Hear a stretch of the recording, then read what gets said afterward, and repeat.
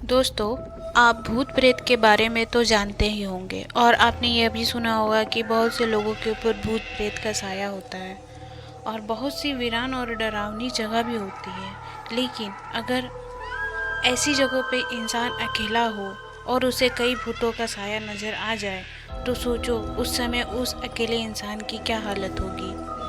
लेकिन इसमें इतनी डरने की कोई बात नहीं है क्योंकि ये वीरान जगह हमारे भारत देश में नहीं बल्कि जापान में है। हाँ, यदि आप जापान में रहते हो तो ज़रूर आपको डरने की नौबत आ सकती है।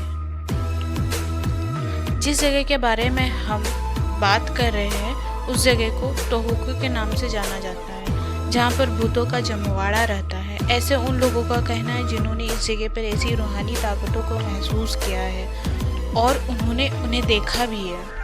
लोगों को कहना है कि जापान में सन 2011 में भयंकर सुनामी आई थी जिसमें भारी तबाही मची थी। कई घर गाड़ी उस सुनामी में तबाह हो गए थे।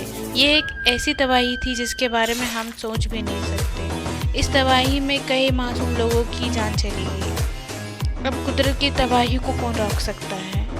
दुनिया में ऐसा कोई मशीन नहीं बना जो कुदरत की तबाही को रोक सके। इस कुदरत की तबाही में कई लोग मारे गए थे और साथ ही कई लोग लापता भी हो गए थे और कहा जाता है कि सुनामी आपदा में जिन लोगों की मौत हो गई थी उनमें से कई लोगों की आत्मा यहाँ पर भटकती रहती है। इसी के चलते टोहोकू में इन लोगों को इस समस्या का सामना करना पड़ रहा है। यहाँ के लोगों का कहना है कि आपको भूत प्रेत भी मिल सकते हैं। अगर आप किसी भी चौराहे से निकल रहे हो तो आपको भूत प्रेत दिखाई दे सकते हैं जो आपसे लिफ्ट मांग सकते हैं।